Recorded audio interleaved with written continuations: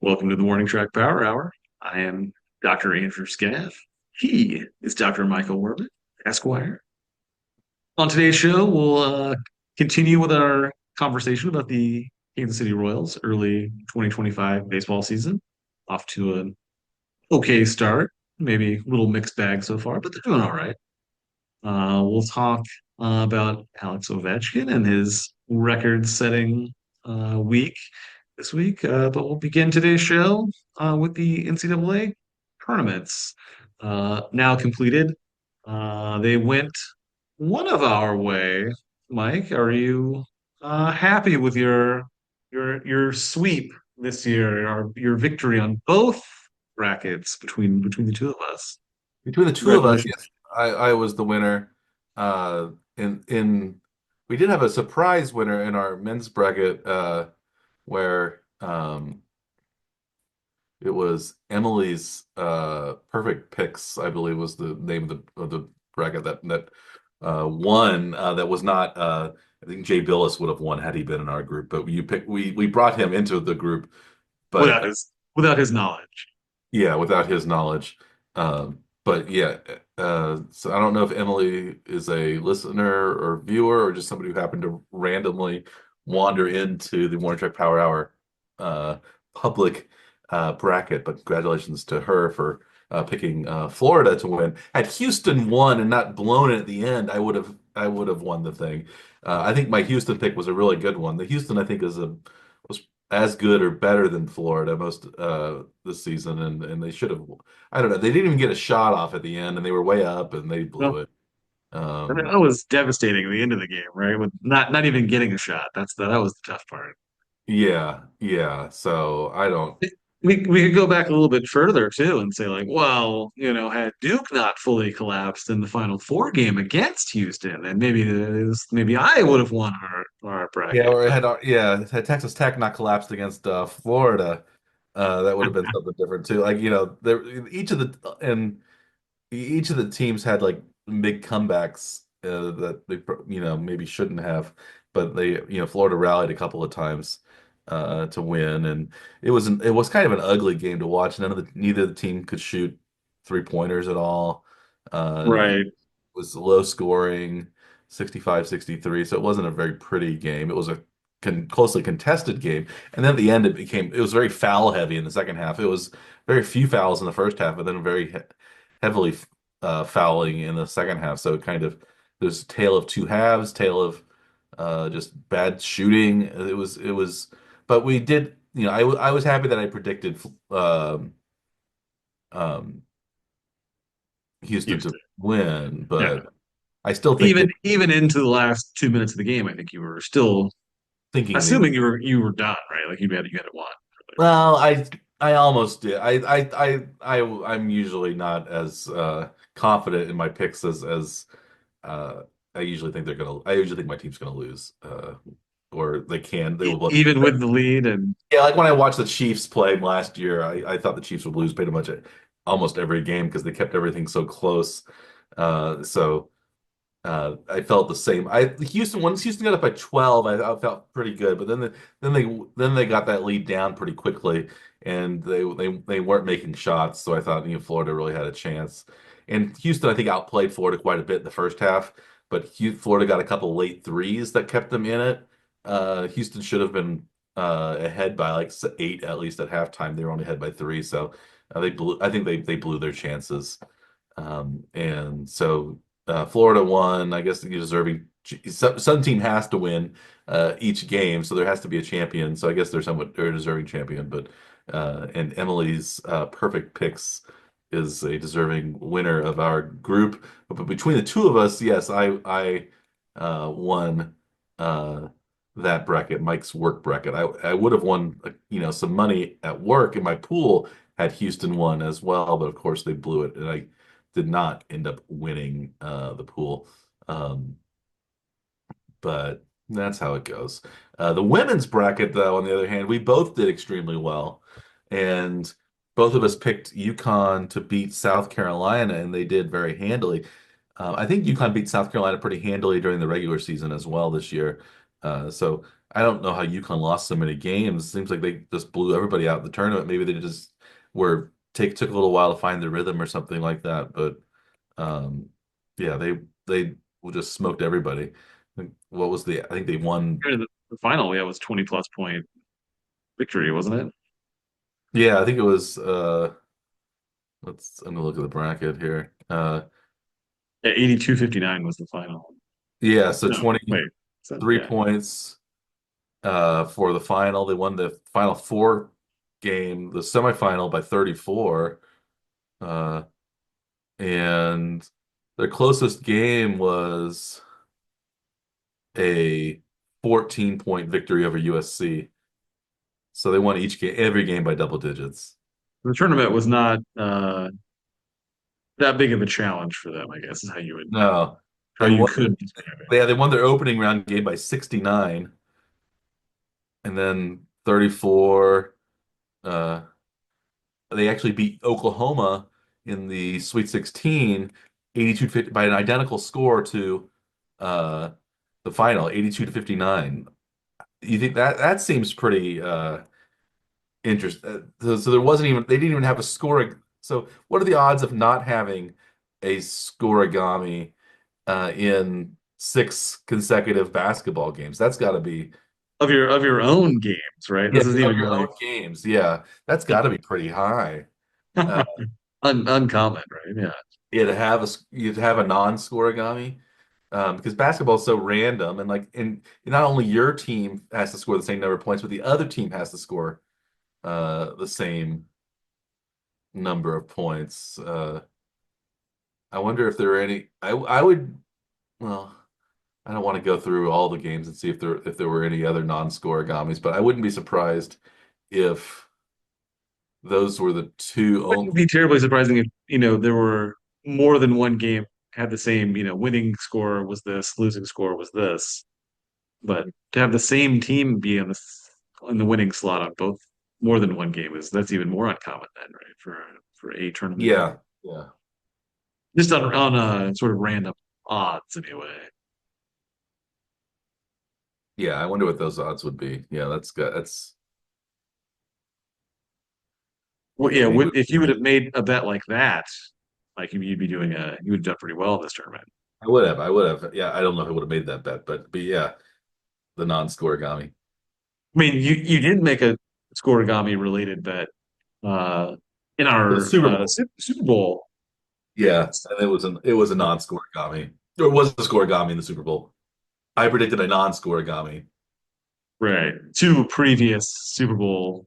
to previous Super Bowl. Yeah, Yes, that's what it was. Yeah. was unsuccessful.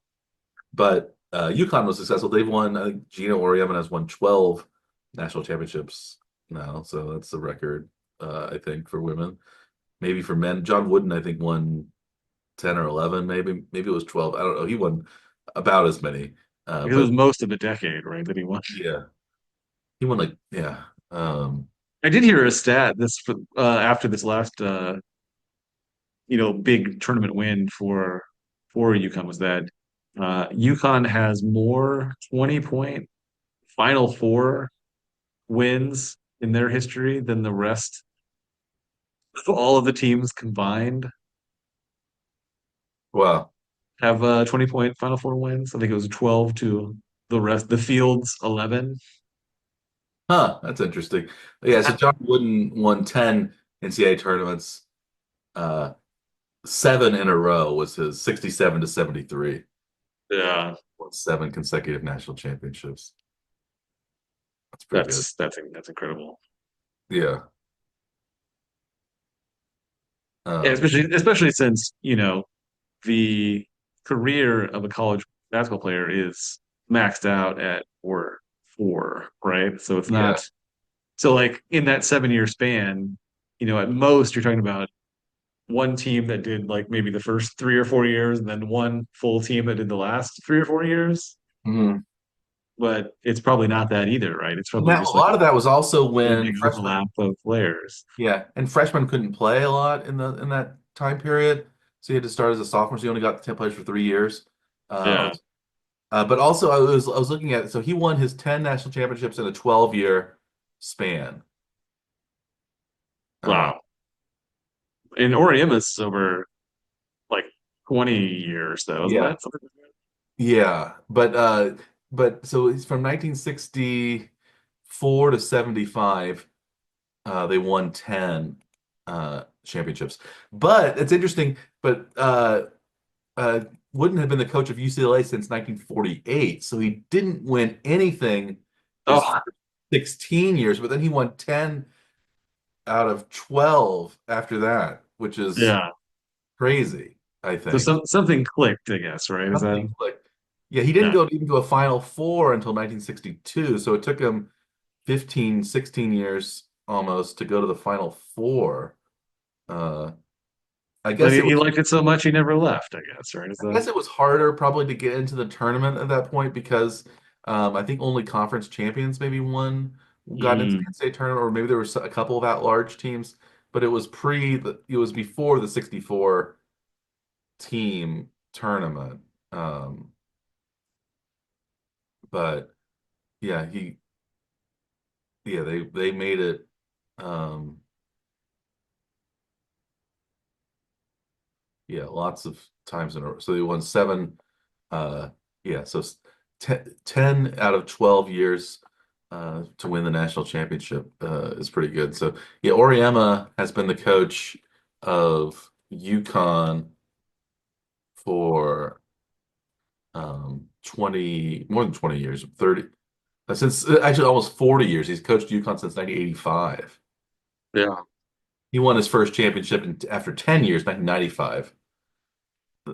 Then 2000, '02 through '04, 9, 10, 13 through 16, and then it's been a 9-year drought to the 2025. So he won his also very rapidly for a while. Um his team's actually made 15 consecutive Final Fours at one point, it looks like. From 2008 to 2022. I guess one of them wasn't a tournament that year, but they made the Final Four for every year from 08 to 22 and then 24, 25. So he's only missed one Final Four since 2008. That's insane. Yeah. Yeah, that's crazy. And you think he's considers himself to be lucky that during that one season that he didn't make it, that he could have been fired. So Yeah.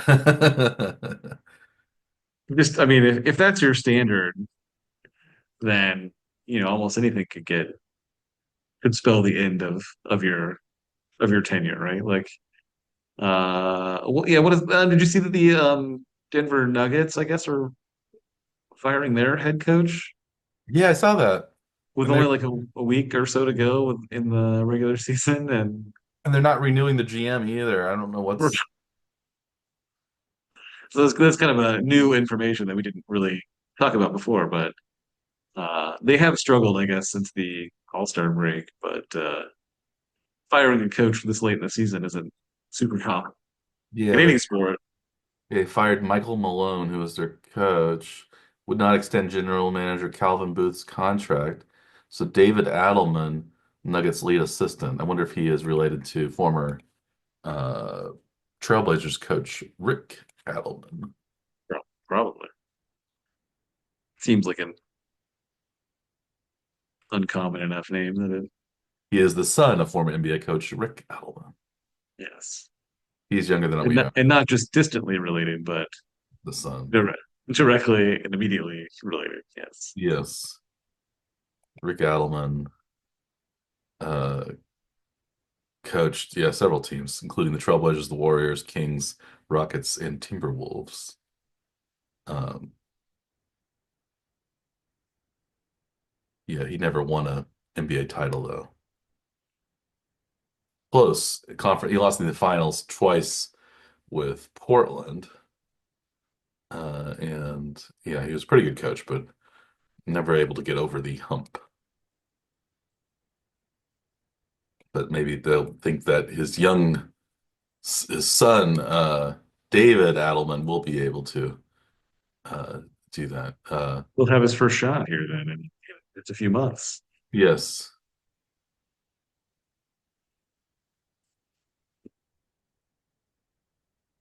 Well, have you already started filling out your NCAA brackets for the 2026 tournament, Mike? 2026? No, I have not. Although UConn, I think UConn probably has a good shot at winning because even though they will lose Becker's, they have some pretty good. She wasn't even the most outstanding player in the Final Four. It was, the other. Yeah, there's a freshman team that was really good, and also well, I can't remember her name. Ozzy something. Hmm. I can't. I'm blanking. But I didn't watch enough of it to retain any. it's somewhat similar. Uh, Let's see, I'm gonna look at the box score real quick. If yeah, yeah, Sarah Strong was the freshman, and right. as Ozzy Fudd, Hmm. AZI Fudd. Uh, so in the game against UCLA, Becker's she got 16 points, but her team she was the third leading scorer in the semifinal game, and I believe she was also the third leading scorer in the final game for UConn. So UConn has some pretty good players again coming back. So yeah, so they have that going for them. Yeah, I don't so I don't I guess South Carolina. I would guess South Carolina is going to be in the Final Four again too, since they're always with Coach Staley always around, and then probably Right. two randos that are normal powers, but just two different other teams. But that maybe USC again or UCLA or one of those or just any yeah. I'm still a little surprised that we did so well in the women's uh, predicting the women's bracket, but I guess it was because it was so chalky and we just picked UConn to win because we thought they have the best player Yeah. and Although UConn. they were the only non-one seed that made it to the finals, though, so it Yeah, wasn't yeah. it I'm surprised wasn't they were. it wasn't full chalk because the full chalk bracket didn't do as well. Yeah, I'm surprised they were seeded too. It doesn't seem like they should have been. Right. Um, They seem like a pretty strong team to be saddled with the two, right? I guess they were considered to be the fifth seed because they were the playing the fourth number one in their bracket. So they were, I guess, seen as number On that five, side. but still, it's um, yeah, the way they won that tournament was so easy. Florida had a much harder fought journey on its way to the championship than UConn did. So, um, but did you see that Florida when they won um, uh, the championship, their coach was Todd Golden was the youngest coach to win a national championship at 39, and Kelvin Sampson had Houston won would have been the oldest coach to win a men's national championship at 69, which I think was surprising. I would have thought there'd be some older men's coaches that would have won, but then 69, but Sampson would have been the oldest. Krzyzewski wasn't that old when he I guess won not. his final championship. I thought he was pretty old. Yeah, Krzyzewski was born in 47. He's 78 now, but they last won the tournament in 2015, so that would have been 10 years ago. Yeah, that is true. I was thinking it wasn't that quite that long ago since. And so he would have been 68 then. And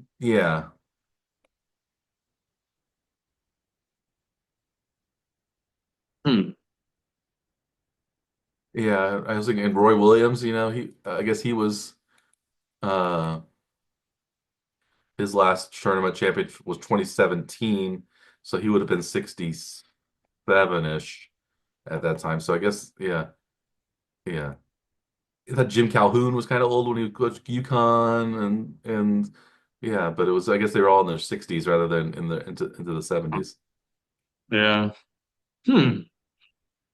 Yeah, it always seems like there's somebody that's either quite a bit older than you think they are, or have been at a school for seemingly forever. So they just seem like they're Yeah. maybe older than they actually were. Yeah, so Gino Auriemma was 71 now. So he is old. He's older than any men's coach who's ever won the tournament. And I think we you think of John Wooden as being old too, but he's sort of always been old. I think he was only 65 when his team won their last one because he retired fairly early and was just kind of around for a long time. Yeah, Did you know that Gino Auriemma was born in Italy I did not. and then he moved to Norristown, Pennsylvania, outside of Philadelphia? I want to say that Norristown is also the home of another famous Italian coach. I think I think Tommy Lasorda is from Norristown, Pennsylvania, if I'm not. Really? I'm gonna look it up. Yeah, I mean, what sort of? Or maybe Mike Piazza is from Norristown too. Yes, Tommy Lasorda is from Norristown, Pennsylvania, born in Norristown. And Well, Piazza may be from there too, right? Because they were. Was it he was his yeah, Piazza is Piazza's. also born in Yeah. Norristown. So Yes. I really had my Norristown guys remembered pretty well. On lock, yeah, you could Yeah, they're all all over Italian. North. All I guess there must be a large Italian community, or successful Italian sports community at least in Norristown for some reason. Um, and I don't know if And you get their newsletter, I guess, too, right? It must be it. the demographics. Successful Italian athletic Yeah, newsletter quarterly or something is what yeah, you've been on the mailing list that's for a right. very long time. Well, now Norristown's very ethnically diverse. It says it's 37.2% Black, 27.9% white non-Hispanic, 27% Hispanic. So it's probably it's like I think it's one of those sort of inner ring suburbs of Philadelphia. But yeah, the other yeah, Tommy was looking up uh other famous people. Art Spiegelman, the cartoonist who wrote Mouse, is from Norristown, Of Pennsylvania. course. Um, former Civil War General Winfield Scott Hancock, also from. Oh, Peter Boyle from Everybody Loves Raymond and Young Frankenstein, the dad from Frank Barone is also from Norristown, Pennsylvania. Another yeah, so I had some Steve Bono, also from Norristown, former Chiefs quarterback. So Maria, again, another athlete then. the athlete from with Italian name, Maria Bello, Pretty the kind. actress. Yeah. Um, those are the most famous that I've probably missed a couple here and there, but Who will be complaining to our yeah, producers after the show is over and airs. yes, we will be getting calls from uh uh yes, former Baltimore Mayor Catherine Pugh, for example, since we didn't mention her name. Yeah, I hear she's quite litigious with Yes. her not being mentioned. Yes.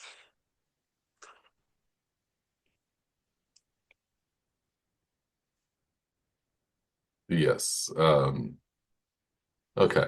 Well, that's enough about Norristown, Pennsylvania, I think, for now. Unless you really want to know more. I think If I not, think we're I think we're covered here, Mike. you were covered about Norristown. Yeah. Um, yeah, Well, it's should we move from champions of basketball to a different type of champion? the you mean goal scoring champion in hockey. Uh, it was done by non-Norristown native uh, uh, Alex Ovechkin, whose 895th goals surpassed also non-Norristown native Wayne Gretzky's 894 total. And it was in a losing effort though in Long Island against the Islanders. But he scored two the night before against I think it was against the Blackhawks in a Yeah. winning effort at home. But and he did that, and he scored. We were wondering, we were sort of debating last week whether or not Ovechkin would actually make it to make the goal record before the end of the season, and he did it with several games to spare. No problem there. Um, Yeah, there's still 5 games left, something like that. Like he had, Probably would have had 15 or 20 more goals this year had he not been injured with his broken fibula. He missed 16 games. So the way he's been playing and the way the Capitals have been playing, they're a solid contender for the Stanley Cup again. But yeah, are you impressed by the the great eight, as they call him, Alex Ovechkin's 895th goal? Did you think that anyone would surpass Gretzky's total? in general, like we've seen a lot of like records that were thought to be unbreakable be broken in our lifetime. So I assume that most records are in some way eventually breakable. I don't know. Gretzky's assist record might be untouchable. There are some baseball stats that are going to be very, Yeah, very, Gretzky's very just tough to Gretz, catch. Like career wins, stuff like that. Like no no pitcher is Cy ever going to Youngs. No one's going to approach. get 511 wins like No Cy Young. one's going to get anywhere close to that. Like if you're going to get within 200 of it, you've had an amazing career, and I don't even think you can do that now. I don't Yeah, think Gretzky's so. this record is This goal record is pretty impressive. if Gretzky never scored a goal at all, he would still have the record for the most points in NHL history. So Right. that's pretty crazy. That's one of the most amazing stats in any sport. Like just showing how dominant one player was Uh-huh. over their sport over such a long period of time. It's amazing. Yeah, I think maybe if Mario Lemieux hadn't been injured so much early on, he could have challenged some of Gretzky's records. He was, I think, as dominant as as In his era. yeah, as Gretzky in kind of the later Gretzky era. Yeah. Um, I guess overlapping eras. Yeah, that's true. yeah. Um, Were you impressed with Ovechkin? and Mike Bossy in the Islanders early on too. But yeah, what were you saying? Were you impressed with Ovechkin possibly passing on maybe scoring his 895th goal at the end of the previous game in a potential open net scenario?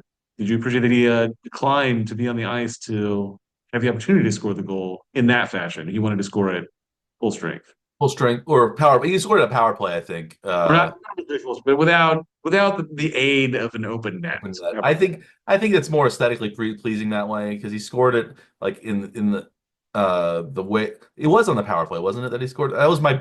I think that was So my. I think that was my bet when we were talking about it. It would have been a that's good bet if true. he would have done it on the power play. I would have won I um, forgot about that. Yeah, I didn't. a decent amount of money on that one. You did say that. That was a good bet. I think on the paper. Mhm. I don't remember what it was though. Now It was it plus was 260. It was like plus 260 or something like yeah. that. Yeah, well, power play goal. So that was my bet. And yeah, I thought, and it was from kind of his classic face-off circle, off the office as they call it, that spot, the left circle in front of the goal where he scored it. And yeah, I think that was a fitting, and it was more fitting to score the goal without the empty net than it would, actually against a goalie. Made it. Yes. Right. Um, it would have been maybe had he stayed out and then gone on a slump and not gotten the goal until the next season. That could have maybe been a little bit of causing a little bit of a struggle. But I'm glad he got it the next game. So it seems like the hockey gods rewarded him for his uh, patience and uh, his lack of trying to get an empty net goal. So Yes. But we maybe were maybe a little bit deprived of a possible, game to game scenario where you get to see like Gretzky following, in the stands, watching the games as they move on, as he tries to catch and break the record. But yeah, that didn't last that long. It only took like 2 games, I two think. or three games that Gretzky was also present for. So that ended quickly. But what did you think about the fact that Ovechkin ended up scoring his 894th goal in the exact same number of games that It- Gretzky yeah, he scored 895 in the exact number of games Gretzky and had. He scored Gretzky had 894 894. in one game fewer than Gretzky had. Yes, okay, Yeah, gotcha. some games. But yeah, so it was remarkably the same pace, which I think was also one of those things where you can say that Gretzky or that Ovechkin was really as good a goal scorer because he scored the same number of goals in the same number of games. And also you could say it's better because he a better goal scorer than Gretzky was even because he did it in an era where offense is a little bit harder to come by than most of Gretzky's career, where a lot of the goalies were kind of stand-up goalies with small pads, and they did what they could, but they didn't have the skills sets of modern, especially more European trained goalies that came in later the NHL also was not as diverse then. It was mostly, you had some, it was mostly American and Canadian players. There weren't as many European Mhm. players, especially during Gretzky's early career, because the Iron Curtain hadn't fallen yet. So there weren't the Russians, there weren't the Czechs, and a lot of the Eastern European players in the league. So, um, so I think having and because you saw, and remember, you saw like, the 1980, the 70s and 80s, the best hockey players in the world were in Russia. They were the ones who won, they were upset in the 1980 Olympics by the plucky Americans, but that was a fluke one-time thing. And they had beaten like teams of NHL All-Stars like 10-3 and stuff on these exhibition tours. So, it was an era that Gretzky, at least he started out in. I don't maybe a Canadian team with Gretzky on it could have won an Olympic gold medal or something like that, but they didn't. So, but he was. I still think you can easily say he was the greatest hockey player of all time. But the era that he played in was not as competitive, or at least on the defensive front, as the era that Ovechkin plays in, I think. Right. Yeah. Yeah. I think basically every team is relatively competitive at this point too. Like I think at one time there were, maybe like 10 great players total, something like that, right? And the average player was probably not as good, right? Just in general. Probably not, because I think they've been supplanted, because it's a worldwide talent pool now in the NHL. So I think similar to the NBA, it's so hard to get, the level of play has gone up. And it's gone up. It's the same way, I guess, for most of the leagues, because simply because populations have grown, there are more people trying to, play these different sports, and it's also, it's reached a wider and wider potential audience, and potential number of athletes that could conceivably get into the league. So yeah, I think it's well, although I think you say if you stuck a Gretzky right now, he'd still probably be the best player in the league, but he might be more Gretzky, like a Sidney if like Crosby type. 25-year-old Gretzky with the same skill set, so yeah, would be successful in today's league, Yeah, right? Yeah. yeah, I think he'd be more of a Sidney Crosby type, Yeah.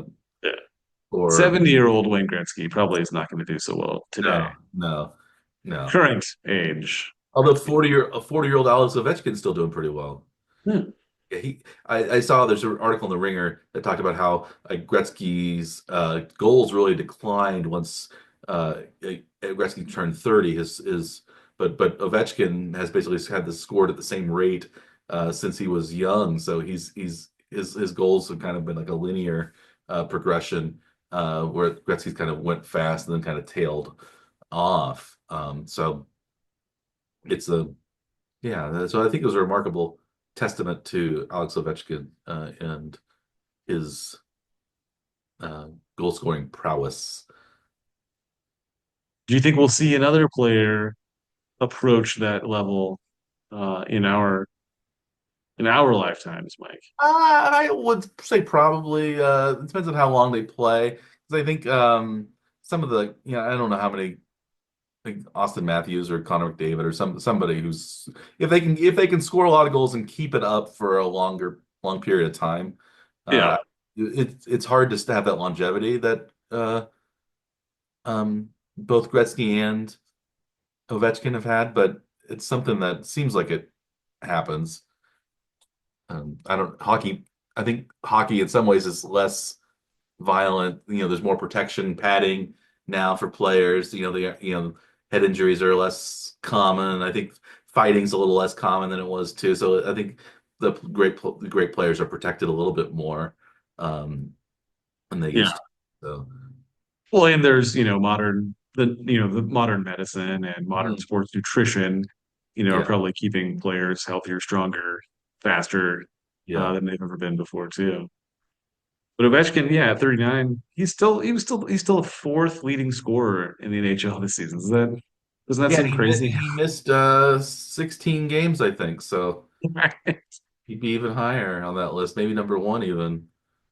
Yeah, he's 10 goals behind league leader Leon Draisaitl, so Mhm. it's not that's not without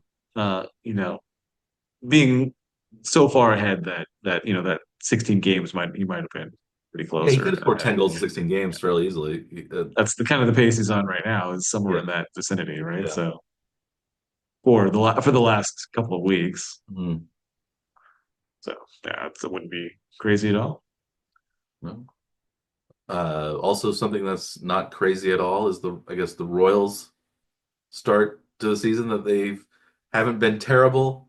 They haven't been great, but they've been average. 5-5. Are they 6-5 yet, Dr. Scaff? Did they win They tonight? are they are now 6-5. They did score Five. that Bobby Witt did score from third um, in the eighth inning, and that ended up being enough for this game. So yeah, Two the to Royals one. are 6-5 on the season, So now their pace, I believe, is probably slightly above 82 and a half. Their over under win percentage. Um, but it's been close. So I picked the over. So if they continue going 6-5 uh, every 11 games. every 11 games, yeah, that'll be Yeah, fine they'd with be me. in very good shape. Yeah, their winning percentage is 545. Uh, Which is that's about 88 wins. is it? Yeah. Yeah, that's what the Yankees record was, and I just done Okay. that a few minutes ago. So yeah, they would be over. Yeah, I 88 just wins. checked That'll it be over their now. pace from last year. Yeah, So yeah, I can go for that. yeah, Uh, that's pretty good. looks like That is their third straight win too, so they're making up some ground from where they were just a few days ago. yeah, I think now they're only one game behind Detroit for winning the Central Divisions. Detroit has won 5 games in a row.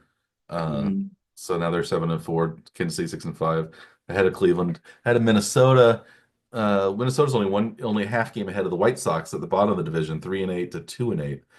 So this is Well, not like you mentioned ahead of Cleveland, but Cleveland had just beaten the Royals 2 out of 3 games, so that's pretty good to be ahead of them after yes, losing a series to them yes, immediately after immediately. that. And the White Sox have dipped though too, so they're Yeah, my White started out Sox okay, two over. and two, but then have now lost the last six. So like, they look like they're doing pretty well, and then I don't know. I don't know what they're doing yet. We're talking about our over-under predictions. My White Sox over is not looking very good. My Braves under 93 and a half is looking pretty good because the Braves have had a terrible start. And I believe one of their best players, I can't remember which player it was suspended for uh, Mm-hmm. PED, Maybe enhancing drug suspension. Um, yeah, Jurickson Profar was suspended 80 games. he was So, somebody that was like consistently linked to the Royals at different times. Like mhm. I think a lot of analysts from Kansas City really wanted the Royals to go after Profar Which seems at kind of different weird points. because you already have Bobby Witt. He's a shortstop basically, and But this was like, a few years ago, back, yeah. or yeah, Back when he was with the Rangers, I think there was a lot of people that wanted yes. him to be on the team. But yeah, now that Bobby Witt Jr. is on the team, he scored the winning run. He should have gotten an easy ground out to the pitcher in the eighth inning, but as you mentioned when we were off the air, the pitcher overthrew the ball to first base. Would have been an easy out, turning it into a two base error, I guess a three base error, going all the Two way to bases on top of the getting on, right? yeah, yeah, Yeah. yeah. The And Royals. the Royals managed to take advantage of that. And Mhm. Cole Reagan's well, had a good start. yeah, 11 strikeouts over 6 innings, no walks. they used a weird bullpen combination, and Daniel Lynch ended up picking up the save for some reason. Uh, I don't know why. Schreiber pitched 1 2/3 innings down the stretch, and not he had not been playing so well. So I still don't understand their rule. It Yeah, seems that like Lynch should be your long guy, and he came in to throw the one guy specifically at the end of the game here. So I guess they're I don't still know. working on things, or maybe this will just be the way the whole season will be, just kind of an odd use of the It bullpen. I think that's what seems like it's they're gonna Cotrero is a a contrarian, maybe when it comes to bullpen. non-traditionalist or anti-stats type person. No analytics. They don't want to see the analytics at all. Or maybe But they they just had use some sort of beyond analytics that's three steps ahead of everybody else. no, it's not bad. Don't see that. Uh they did the Royals broadcast did show a stat over the weekend in a game. I think it was probably in Sunday's game, where they show that the in rubber games, so the third game of a series, it's tied 1-1. The Royals were 5-13 last season in that scenario, Hmm. and and I think that's a pretty clear like indication that the bullpen usage is is bad, like how they would do it because they would tend to use the same pitchers to face the same parts of the lineup game in consecutive games. Hmm.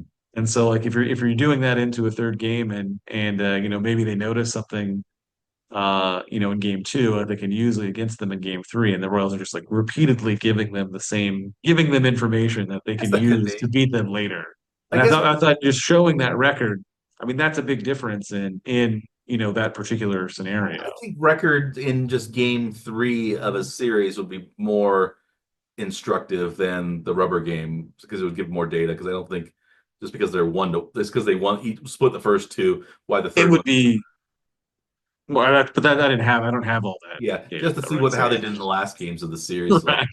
because get just because they won one. I think that the It's kind rubber of game irrelevant. Yes, you're right. it's a little bit strikes me a little bit like Billy Butler's consecutive series with a hit It stat.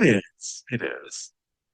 Or it's like what the stereotypical baseball stats used to be. Like he's batting 500 in night games following following rainouts. These sorts of random stats that don't really mean anything. But they seem like they could if you didn't really know the game that well. Yes. It's like Right. what stats nerds were like before the sabermetric revolution is what it seems like. Night games Right. are following, uh, you know, following rainouts or something like that, or um, against left-handed pitchers in day games, you know, uh, on artificial turf, or which may Right. be something, but it's one of those things where the split stats, they would use those a lot to like determine pitch hitters and stuff like that. But it's not Yeah. splits aren't as good, I think, as the overall stats. Like, oh, he's 3 for 9 against this guy, right? But this guy's batting, he's batting 200 over he's Yeah. three, Well, it's that's like a sample size issue where yeah, it doesn't yeah. really mean much. Usually it's something like you would want to say, okay, well, this guy actually has faced this pitcher, so he has seen him before. Mhm. Whereas if he's never seen the guy, well, you don't know how he's going to do against this guy, right? Because he's Yeah, never faced him before. But chances are he's going to hit somewhere around his batting average. yeah. Chances are. Yeah. Or do you prefer hearing it's like, well, he's not hitting very well, so he's right now in the short term, so he's due. Like, do you like, is that what Due. you? Or you could say he's slump. Well, he's also not hitting well, so he's also due to continue his slump. I don't One of those two things. one of those two, and it has to be one of those two outcomes because so you're right half the time, basically. Right. Well, you're really, yeah, you're consolidating like an entire season's worth of stats to a single at bat. You're going to Yeah, get something relatively random, but you're going to get one of two two two or basic maybe outcomes. It's basically a maybe coin. three Yeah, outcomes, I guess. If you say a walk is different than a hit or yeah, something yeah, like that. I mean, there's only just a few outcomes, but yeah, if you're piling on your whole season or whole career's yeah. worth of stats into one, I bet you're not necessarily going to get what you're looking for because it's too small of a sample size, Yeah, but right? there is like momentum. I think that, but I think it resembles. I think batting it, like resembles randomness, but I think it's not. It's like the shooting, like a hot shooting hand. I think people do have hot games and cold games. I don't think it's just random. Uh, Yeah.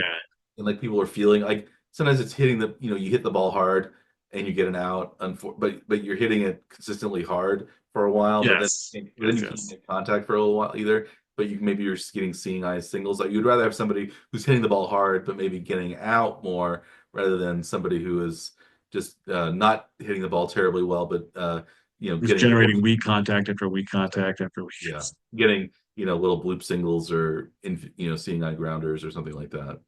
Yeah. But No, for sure. that's what they talk about those batted ball velocity stats now. Like Right. seems to be a big part of the stat revolution. So And do you prefer exit velocity or do you rather look at BABIP for a metric, like batting average on balls in play? I guess you'd rather have exit. I think exit velocity is probably better. You want it I hard, think but I you think also if don't want somebody to used hit the ball in the together. same spot every time and be that predictable and be easy out. You want them to at least spray the ball a little bit. Although the shift is gone now, so it's a little easier, I think, to just hit the ball hard and not make an out than it used to Yeah. be. Uh, And realistically, like the league changing the shift rules, I think actually helped the Royals because they did not understand the concept of like pitching to the defense at all. So like, if you've got three guys on one side of the field, like you need to pitch the player inside to make sure he yeah, I think they pull the he ball. hits it Yeah, that way. Like you want don't him to want. hit it that way. So you have to do everything you can to make sure that he does hit it that way. So you can't throw anything that he can hit on outside because that's basically guaranteeing a hit Yeah, for we would one throw a on lot of this side of the field. So we you throw can't do slower that. pitches, so he's out ahead of us. Throw more change ups or something like that, so he's out ahead of it, so he pulls it Yeah. more. And Yeah, in and inside, right? So you're trying to get him to pull it. Yeah. yeah. But they refuse to do that, like pitching. So it's like you know that they don't understand these concepts. So I don't know what they. I don't. Yeah, I think you think the Royals are dumber than I think them would be, but I'm not sure. You might be right sometimes. It seems like I think, but you are also closer to the action than I am, just being in Kansas City. Have you gone to any games this year yet? I haven't made it out yet, but I'll be out there one day. I watch a lot. I watch most of the games, or at least parts of games on online almost every day. So Who are the Royals announcers now? Is Hugler still the color guy, right? Is it yeah, Lefevre? with Ryan Lefebvre still. The Who's the radio? radio team has changed up though, I think. Okay. So I'm not sure who the And radio Danny guy is. Matthews he's still there, at least in I some. think he's in the process of retiring. Yeah. So I don't. They've gone to some weird sort of cycle system that they use where it's like one guy will call a couple of innings and they'll switch to somebody else, but they don't have two guys in the booth at the same time. They like Hmm. rotate them like on 3 inning segments, which is strange because you're just listening to one voice Yeah. talking. It's not a conversation. It's just one guy talking. Yeah. So it looks like the lead play-by-play is still Denny Matthews, but now they have still Steve Stewart is still around. Yeah. Steve Physiok is gone. Hmm. And now they have Jake Eisenberg, aka Eisenberg. He does some of the TV stuff too, but Young Grasshopper. They yeah, call him. it seems like they've been trying to shift He it does TV as well, towards yeah. Eisenberg. Yeah. And Jeff Montgomery is around still. It's He's in the he's in the TV booth some of the time, I think too. yeah. But he's on the post game show with Goldberg. Uh Hmm. Montgomery is. Yeah. Yeah. Yeah.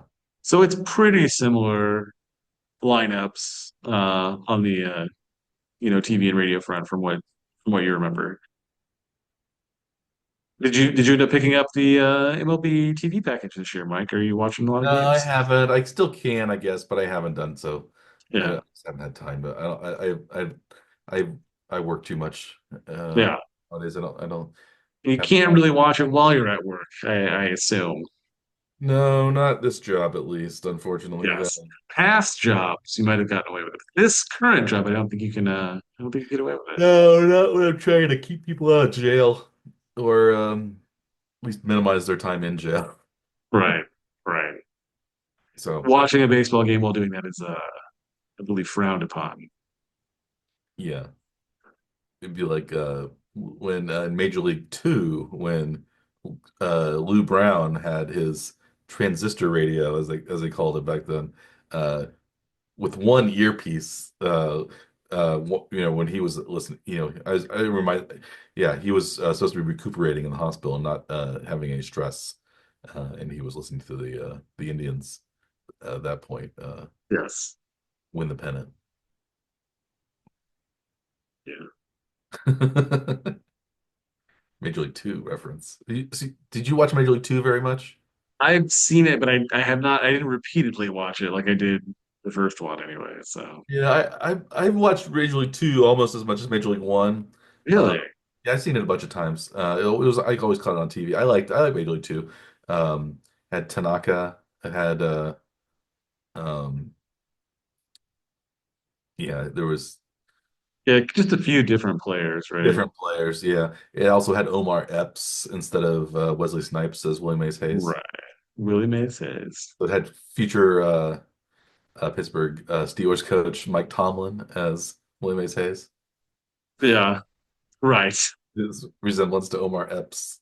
Yes, Um, and had like a Rube catcher who replaced Jake Taylor, who became like the man, like a bench coach manager. And for some yeah, reason, Roger Dorn became the new owner of the Indians. yeah. Uh, Obviously, and that was much different. Then they had the Back to the Minors Major League Three, which had what's his name? The Quantum Leap guy. got Bacula. Got Bakula as the manager for some reason. Yes, I didn't really watch the Back to the Minors one very much. I don't. I'm not sure that I ever saw that one actually. Yeah, Major League Three. I may have seen it, but I do not remember it. Major League Three, Back to the Minors, 1998. Um, yeah, had Corbin Burnson and Dennis Haysbert in it.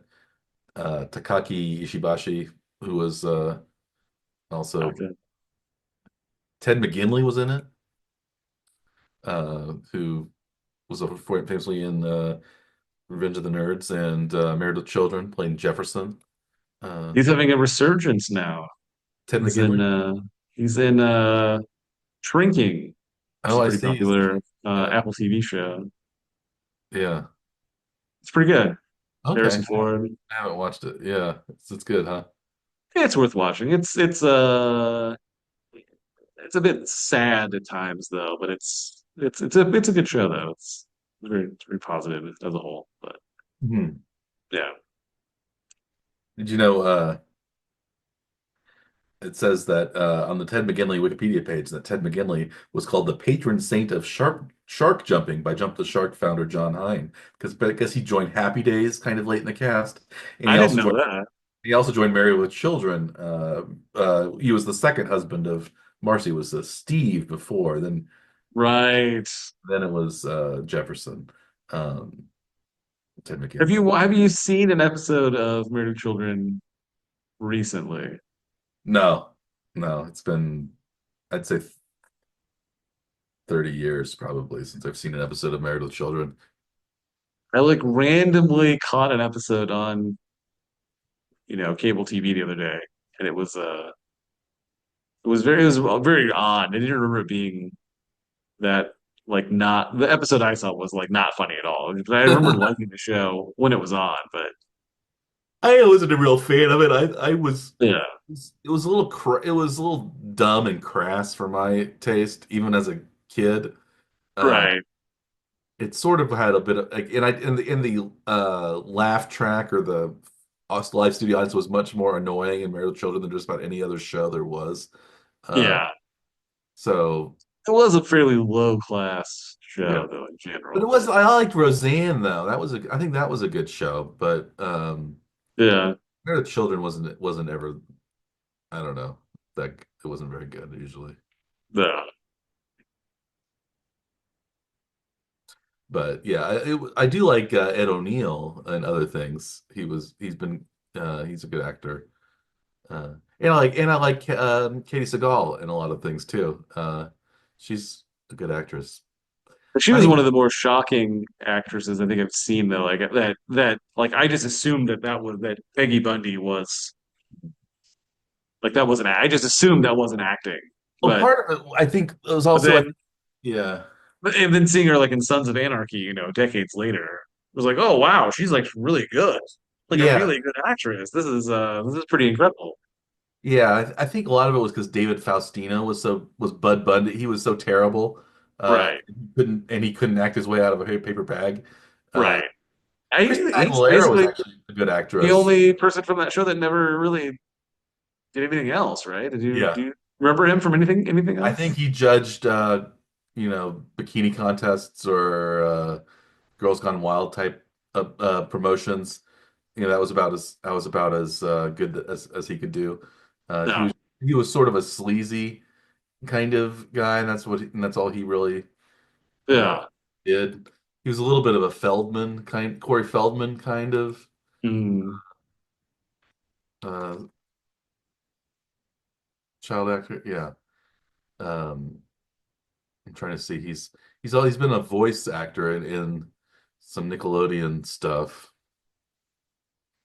Um, but So, but you'd probably say that he's like the least successful of definitely, the definitely. cast members of that show. But I think everybody else on that show has had some kind of, relatively recent like resurgence in their careers. Like I think everybody from that show has. At least the main family. Yeah. Yeah. Mhm. Because yeah, Christina Applegate's been in stuff I and said Christina Aguilera for some reason. Yes, Christina Applegate. yeah, she's been in Been in a stuff lot of. even recently. She was a Broadway actress for a while. She's Yeah, for different things. Christina Applegate. And she was in Anchorman, of course, right. famously. Yes. Um, Other movies and Bad Moms she was in. Yeah, she was in much more. Yeah, she's a better What actor. about what about was it the Ted McGinley's wife though? Marcy. Was Marcy in anything else? Marcy was what was she in? Marcy Amanda Bierce was the actress's name. Um, she became a director. She directed 31 episodes of Married with Children. She also directed a lot of other kind of sitcoms. So mainly she hasn't been an actress much since then. But yeah, she was mainly a director, I think, later on. Yeah, but Ted You, McGinley's been you in a lot of stuff. yeah. Yeah, and recently too, so Yeah. David Garrison, aka Steve, has not been in too many things, although he's been in theatrical roles. He's played the Wizard in on Broadway and many tours of Wicked, it says. So I guess he's a musical theater guy. He's been in a number of things, so he's been a regular kind of bit part player and stage actor.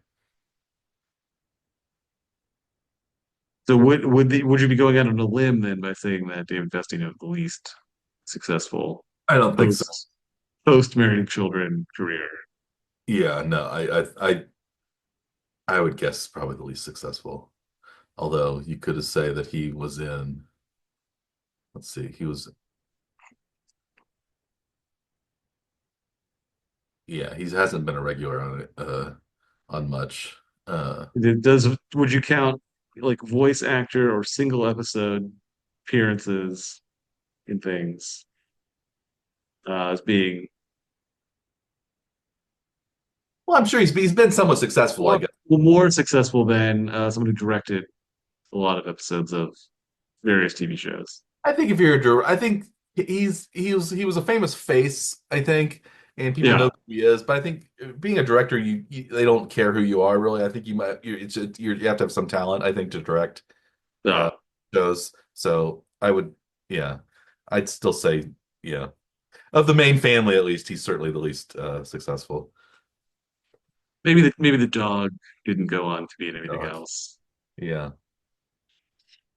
Or the that sort of hefty guy from No Ma'am that was always the sidekick. Yes, I can't remember his name. not everybody there. That's going back a long ways, really, to try to remember things from that show. Oh, right. Here's members of No Ma'am slash Al's friends. There was Griff, aka Harold Sylvester. Was that the guy I'm talking about? I don't know. He's black. Um, Dan Tullis Jr. Maybe that's the guy I'm thinking of. Hmm. I don't know. But yeah, Ike, Tom McCleister, Steve Suskind. Yeah, I don't know. There were a couple of the no. He was one of the No Man guys, I think. Yeah. Do you remember what No Man stands for? Nope. I'm trying to think of what it is either. National Organization of Men, something.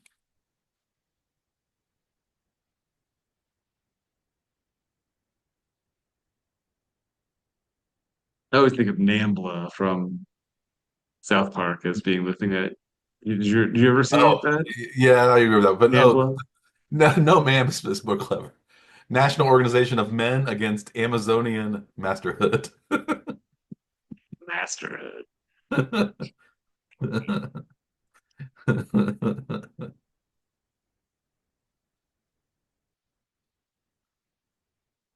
No, ma'am. There's a married with children wiki we can look at. Yeah, there's the No Man organization. But anyway, I think we've officially bottomed out in this episode talking about Faustino and married with children extensively. Anything else we want to add related to baseball or any other sport I don't think so. Yeah, news that had we some. had over the past couple of weeks?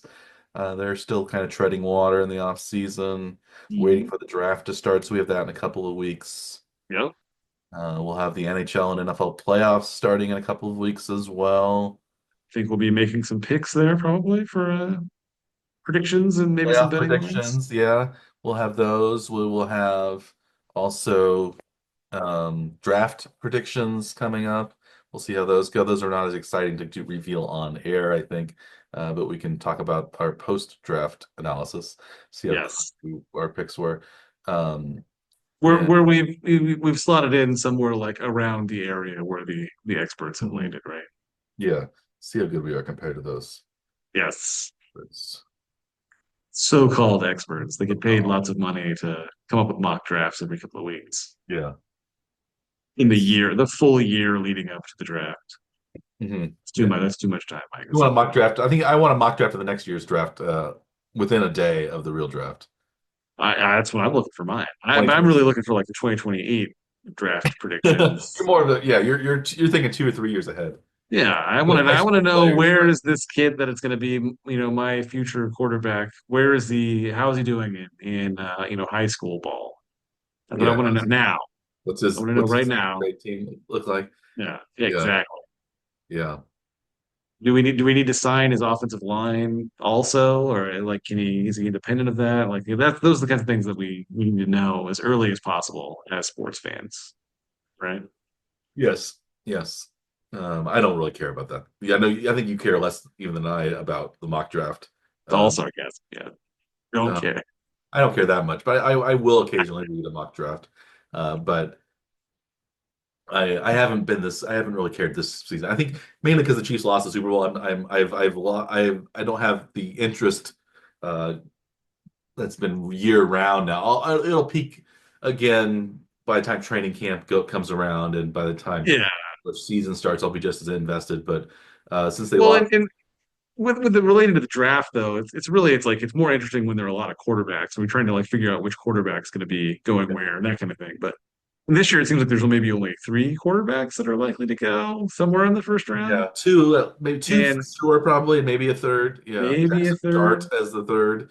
Yeah, but it's not. I mean, it's really like hard for a casual fan of the rest of the league to care about what. linebackers going to some middling team that we also don't like. So it's like that Yeah, that's hard. That's hard for us to be that interested in, I think, right? yeah. Yeah. Well, we will try to convey that interest as excitingly as possible in the next coming weeks of the Warren Trick Power Hour. We will also probably continue our talk about various television and programs and movies that come to mind. Um, we had an extended Married with Children and Major League discussion uh, today, but Impromptu, probably unplanned, unplanned. Yes, just like most of both the impromptu and most- unplanned. both an impromptu unplanned. We didn't even it was unplanned that we would even have it unplanned. Yeah. We were that ill prepared to discuss um, those topics. Yeah. And I'm surprised you didn't know what David Faustino's career was like post Married with Children. Yeah. Do you remember what Ed O'Neill was in the short-lived Dragnet TV show? Yeah, I Re remember him being in a like a police procedural type show, but I did not remember that it was Dragnet though. Yeah, it was the Dragnet from like 2002-ish. Did not remember that at all. Let me see. Modern Family, obviously, I remember that. That was like 10 2003, seasons ago. 2004. It was he was Lieutenant uh yeah, 2003. He was played Joe Friday in so I might revisit that Dragnet. It was called LA Dragnet for some reason in the second season. I don't know why they changed the name of it, but I'd um forgotten he was just in a sports related show, and I actually hadn't seen it. It was just a few weeks ago. Actually, he was in the because the Lakers had winning time series. The mhm. Clippers had to have a series also, so he was in the series called Flipped, where he played uh, owner, soon to be uh, fallen from the ranks anyway, Donald Sterling. Oh wow. Interesting. Lawrence Fishburne was Doc Rivers. Yes. And Dollar Bill Stern, Kelly O'Coin was in that as well. From Billion. I've talked about Billions. I like the show Billions. You haven't really watched much of it. I Yeah. thought what was the show? Was a cheap Succession was a kind of a not as good knockoff of Billions. Right. My You preferred Billions by a yeah, wide margin, I believe. they're both kind of financial bros kind of Right. shows, um, and set in New York with rich people. But yeah, I preferred Billions. I mean, I'll end up revisiting that at some point, but I have not gone back to it.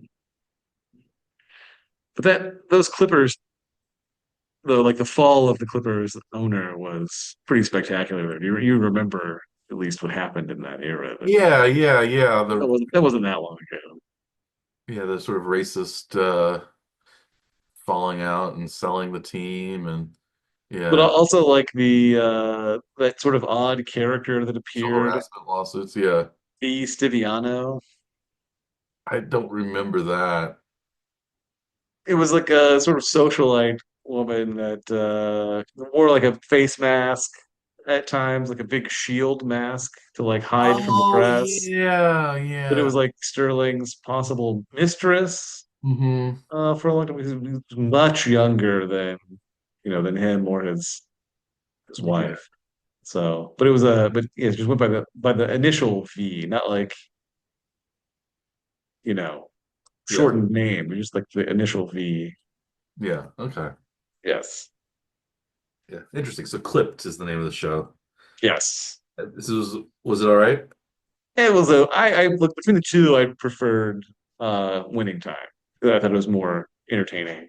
Okay, I'll But keep watching I Winning mean, Time. in like Clipped was more recent, so like I remembered most of the events. Like I don't need really to watch the show about this because like I kind of remember it anyway.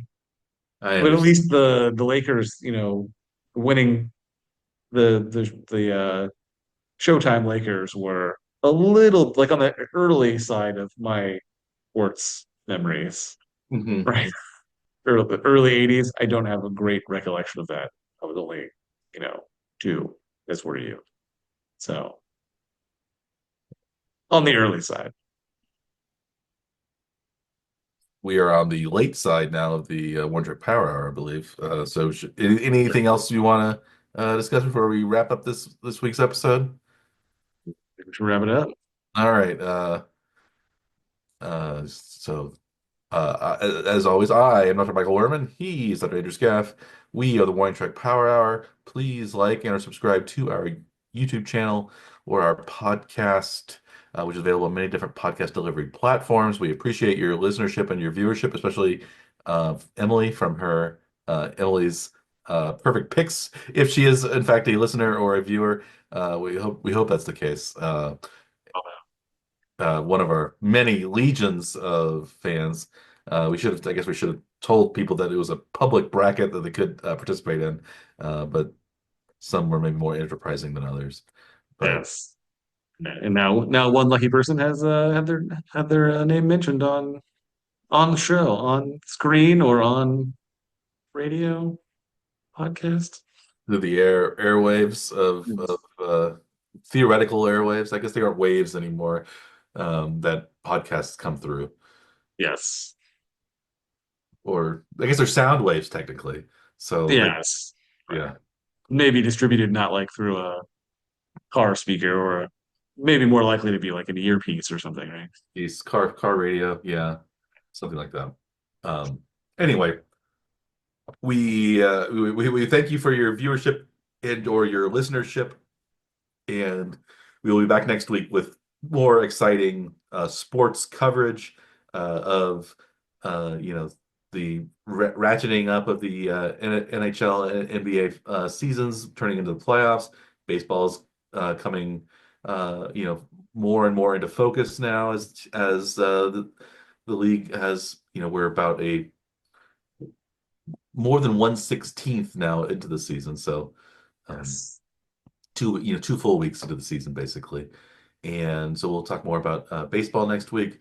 We'll see if there's any NFL news as well, and we'll keep up to date on any of the latest and greatest topics that we can think of off the top of our head as we do this thing that we do so well at the Warren Trek Power Hour. So we look forward to seeing you next week. We look forward to also, if you're making any bets this week, we hope you do well on those, and we wish you the best of luck as long as your interests do not conflict with ours. Although we don't really have any bets going on this week, so we don't really have any conflicting interests. So it's I guess we do have the over under baseball that's still outstanding.